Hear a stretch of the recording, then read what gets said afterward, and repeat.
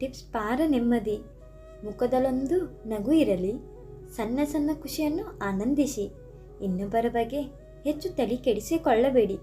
ನಮ್ಮನ್ನು ಕಡೆಗಣಿಸೋರನ್ನು ಕಡೆಗಣಿಸಿ. ವಾದ ಮಾಡುವರ ಮುಂದೆ ಸುಮ್ಮನಿದ್ದು ಬಿಡಿ. ಈತರೊಂದಿಗೆ ನಿಮ್ಮನ್ನು ಹೋಲಿಸಿಕೊಳ್ಳಬೇಡಿ.